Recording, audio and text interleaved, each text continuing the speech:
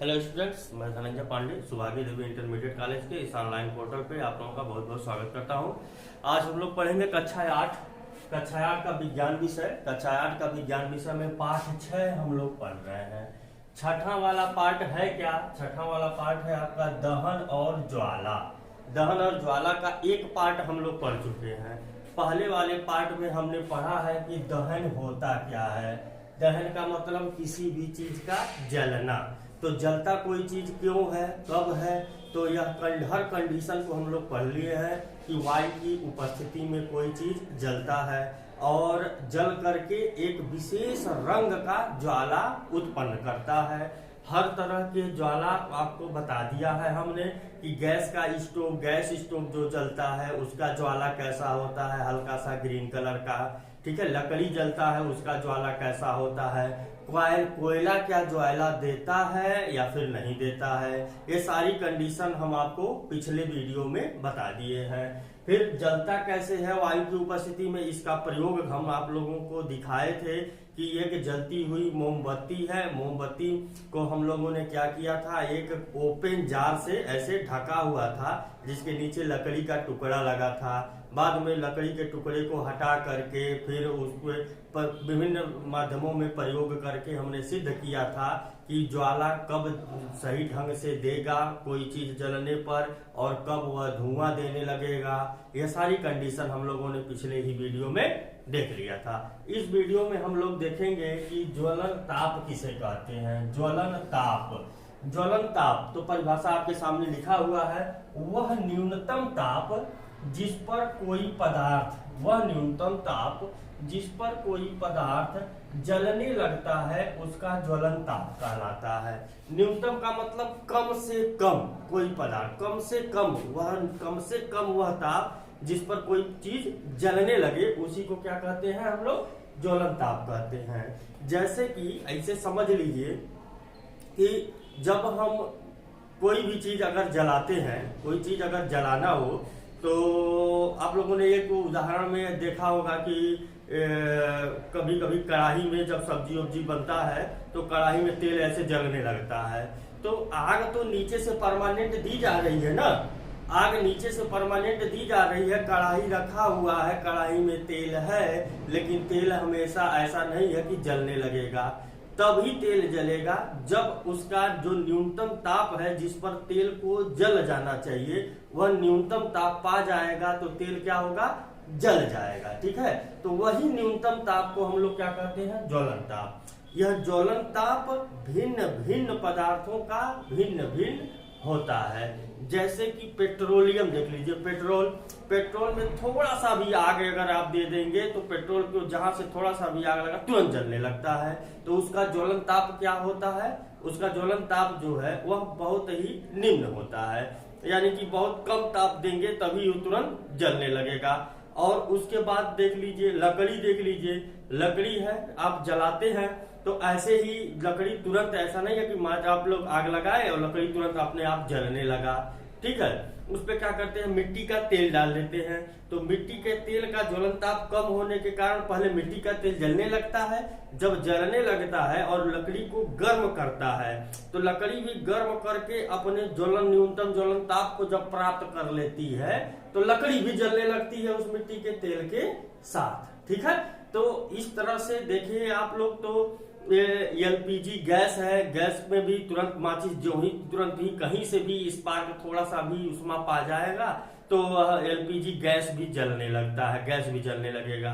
तो आपका जो गैस है इसका ज्वलन ताप देखिए तुरंत पकड़ ले रहा है, ज्वलन ताप काफी कम ही ताप पर पकड़ ले रहा है। मिट्टी का तेल है, चाहे पेट्रोल है या फिर डीजल है, यह इन सब का ज्वलन ताप काफी निम्न होता है। बहुत ही निम्न ताप देने पर ही यह सब क्या होते हैं, जलने लगते हैं। कुछ ऐसी चीजें हैं जिनका ज्वलन ताप काफी उच्च होता है, जैसे बहुत ज्यादा ताप देने पर यह सब जलेंगे। जैसे तेल बताया हमने, खाने वाला तेल जो है वह कढ़ाई में रखा हुआ है, लेकिन जब बहुत गर्म हो जाएगा, गर्म होने के बाद जब वह अपने न्यूनतम ज्वलन ताप को प्राप्त कर लेगा तब ही वह कढ़ाई में तेल जलना शुरू करेगा। ठीक, तो वह न्यूनतम ताप, कम से कम वह ताप जिस पर कोई पदार्थ जलने लगता है वही उसका ज्वलन ताप कहलाता है। भिन्न भिन्न पदार्थों का ज्वलन ताप भिन्न भिन्न होता है। सेम कॉपी में अपने नोट कर लीजिएगा। ठीक है, जैसे में हम आपको उदाहरण भी बता चुके हैं। ठीक, तो यह ज्वलन ताप आपने समझ लिया। ज्वलन ताप के बाद हम यह देखेंगे कि किसी भी चीज को जलाते किससे हैं। जलाने के लिए सबसे पहले उपयोग किया जाता है माचिस का। किसका? माचिस का। माचिस से ही हम कोई चीज जलाते हैं। ठीक है, मैक्सिमम जो चीज हमको जलाना रहता है माचिस की सहायता से ही जलाते हैं। ठीक है, तो माचिस का ये इतिहास बहुत पुराना है, बहुत पुराना है माचिस का इतिहास। प्राचीन मिस्र में, कहाँ पे? मिस्र में। प्राचीन मिस्र में यह माचिस का आविष्कार हुआ है लगभग कब? 5000 वर्ष पूर्व। 5000 वर्ष पूर्व। इस 5000 वर्ष पूर्व माचिस का आविष्कार हुआ है। कहाँ पे? मिस्र में। 5000 वर्ष पूर्व माचिस का आविष्कार हुआ है मिस्र में। लेकिन वहां पर माचिस जो है बनाया कैसे जाता था? माचिस बनाया कैसे जाता था? तो उपयोग कैसे किया जाता था? ये मिस्र में सबसे पहले नोट कर लीजिएगा इसको कॉपी में। सबसे पहले मिस्र में 5000 वर्ष पूर्व माचिस का आविष्कार हुआ है। और वह माचिस कैसे बनाया जाता था? उस माचिस को बनाया जाता था, चीड़ की लकड़ी होती थी। चीड़ की लकड़ी, चीड़ की लकड़ी होती थी। चीड़ आपका एक पेड़ है, जैसे आप देखते हैं ना, ये तरकुल वाला पेड़ है अपने वहां, तो बहुत लंबा होता है। उसी तरीके का चीड़ का पेड़ होता है। इस चीड़ के पेड़ के लकड़ी से, इस चीड़ के लकड़ी से बनाया जाता था माचिस की तीली। तो चीड़ की लकड़ी को क्या किया जाता था? चीड़ की लकड़ी को गंधक में डुबो दिया जाता था। गंधक में डुबोया जाता था। गंधक में क्या किया जाता था? डुबोया जाता था। डुबोया जाता था। तो तब बनाया जाता था मिस्र में 5000 वर्ष पूर्व। चीड़ की लकड़ी को गंधक में डुबो दिया जाता था।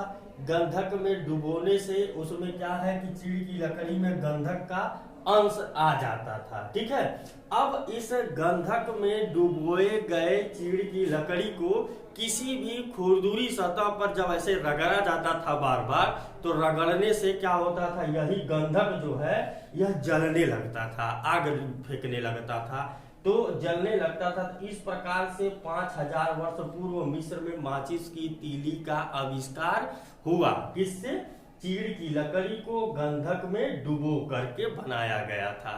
ठीक है, परंतु बाद में जब देखा, बाद में जब नए नए आविष्कार होना शुरू हुए, तो उसी क्रम में माचिस की तीली को भी थोड़ा सा और मॉडलाइज किया गया और मॉडल में बनाया गया। तब कैसे बनाया गया? बाद में जो वर्तमान समय में माचिस की तीली का उपयोग करते हैं, यह अभी लगभग 200 वर्ष पूर्व ही बन चुका था। 200 वर्ष पूर्व लगभग बन चुका था यह माचिस की तीली जो वर्तमान समय में यूज करते हैं। तो वर्तमान समय में जो माचिस की तीली यूज करते हैं उसमें लगता क्या है? सबसे पहले लगता है लकड़ी। एक लकड़ी लगता है।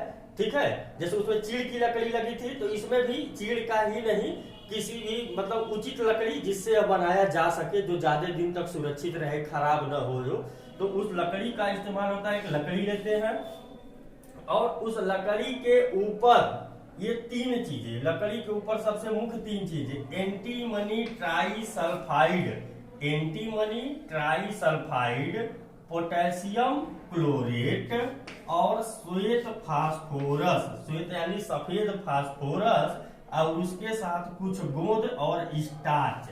गोंद और स्टार्च लेते हैं कि वह तो स्टार्च में वह मतलब उसको मैश कर लिया जाएगा, सान लिया जाएगा और गोंद की सहायता से लकड़ी में ऐसे चिपका दिया जाए। गोंद लेते हैं, क्यों?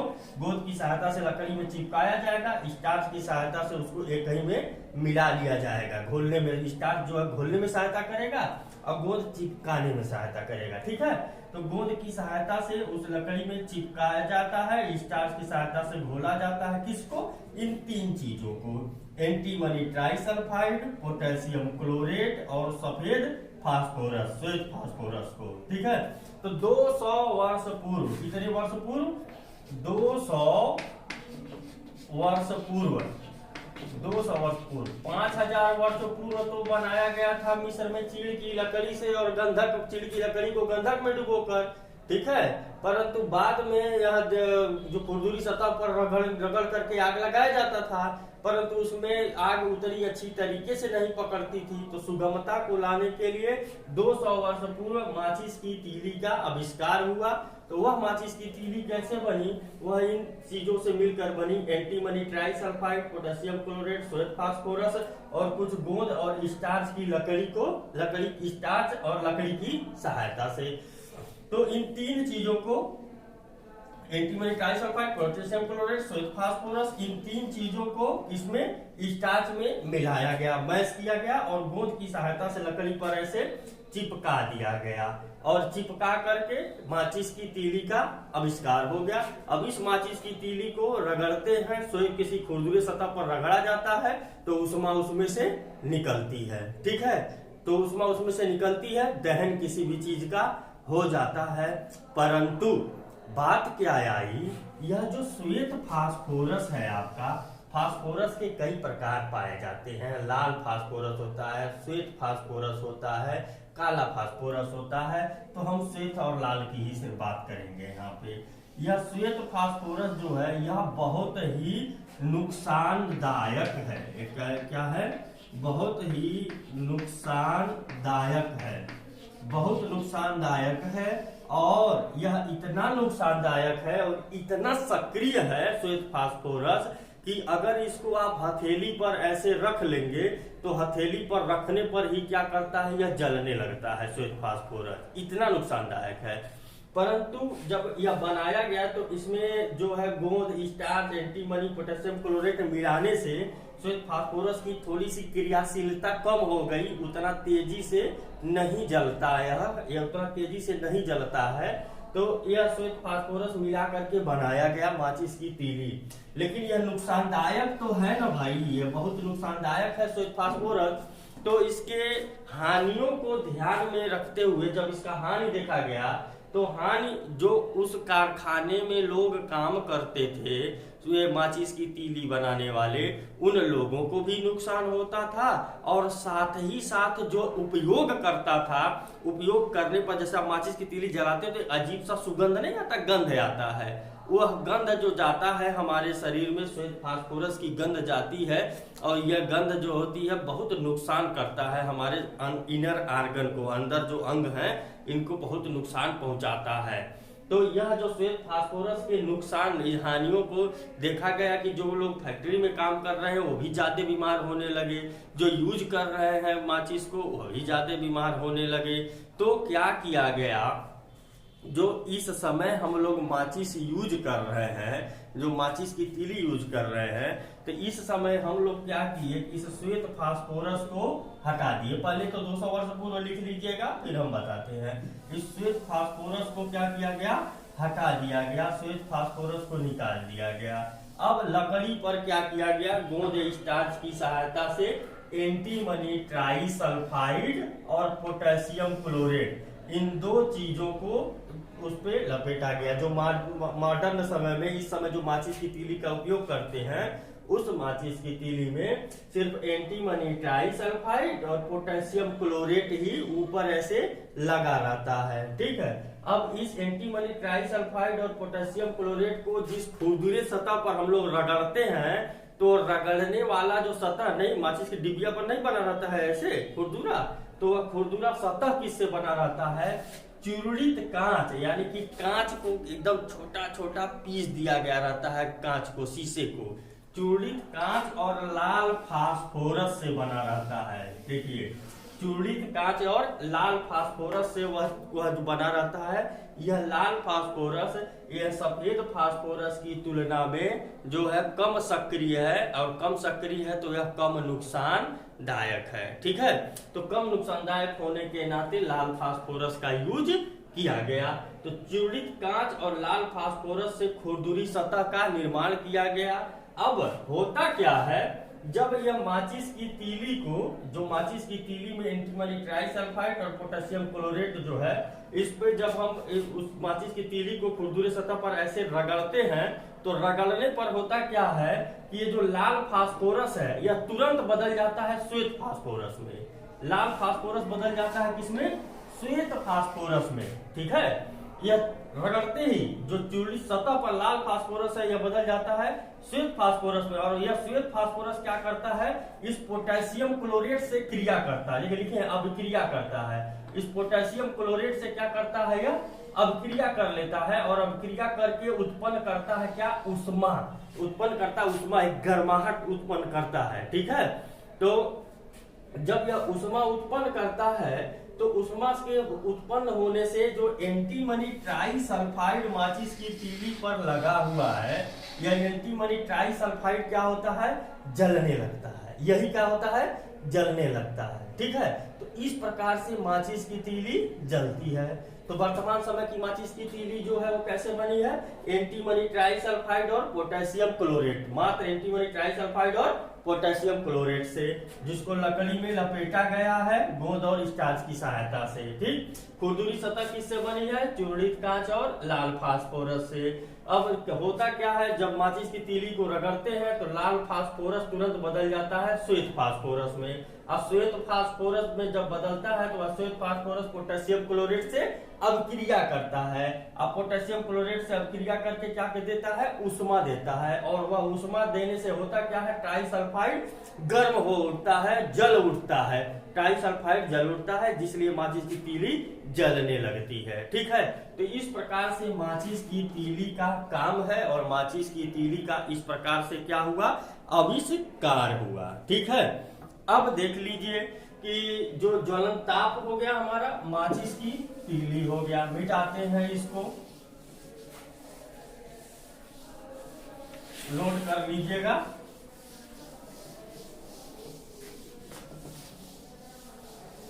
इसके बाद क्या है आपका, जब कंडीशन क्या है, जिस पदार्थ का ज्वलन ताप कम रहता है, ठीक है, तो ज्वलन ताप से कम ऊष्मा मिलने पर कोई भी पदार्थ जलेगी नहीं। किसी भी पदार्थ के जलने का जो कंडीशन है वह कंडीशन क्या है? ज्वलन ताप से, कंडीशन क्या है जलने का? ज्वलन ताप से, आधा जो है यहाँ पे, ज्वलन ताप से कम ऊष्मा मिलने पर, कम ऊष्मा मिलने पर कोई भी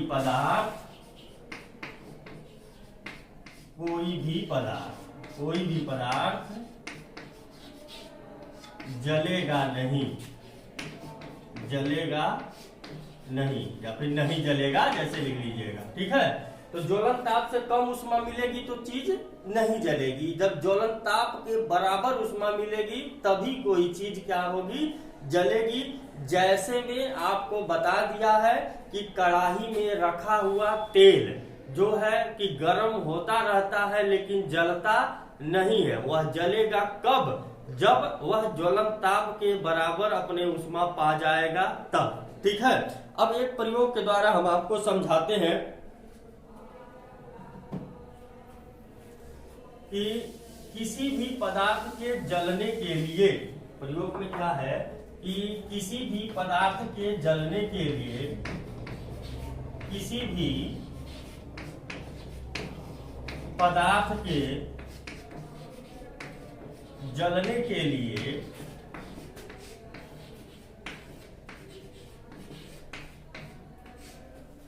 कोई भी पदार्थ अगर जलना चाह रहा है तो उसके जलने के लिए, तो उसका जो ऊष्मा है जलने के लिए, उसका ताप जलने के लिए या फिर दहन होने के लिए, जो भी लिख लीजिए, तो उसका ताप ज्वलन ताप के बराबर, ज्वलन ताप के बराबर होना चाहिए, होना चाहिए या पहुंचना चाहिए। ठीक है, तो अगर कोई भी पदार्थ जल रहा है तो जलने के लिए आवश्यक है कि उसका तापमान कितना होना चाहिए, ज्वलन ताप के बराबर पहुंचना चाहिए। देखिए एक प्रयोग में किया क्या है, प्रयोग में आपके बुक में दे रखा है कि एक कागज का कीप बनाते हैं। कागज का कीप बनाने का मतलब क्या है कि कागज को मोड़ करके कीप बनाना दिखा देते हैं आपको हम।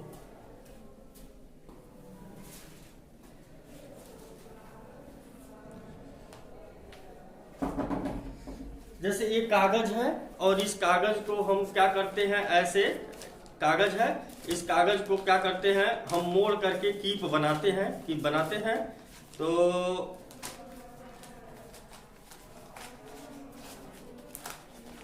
जिसमें मूंगफली खाते हैं ना आप लोग, तो मूंगफली खाने वाला जो से बनता है वैसे ही ये भी ऐसे ही, ऐसे देख लीजिए, ऐसे कीप बना दिया और इसमें हम पानी भर दिए। ठीक है, इसमें क्या किए हम, पानी भर दिए और दो कीप बनाएंगे, दो कीप ऐसे बनाएंगे, दो कीप बना करके एक में क्या करेंगे, पानी भर देंगे और एक कागज की कीप को ऐसे ही रहने देंगे। ठीक है, और इसको मतलब किसी जार में चाहे किसी गिलास पे ऐसे टिका देंगे।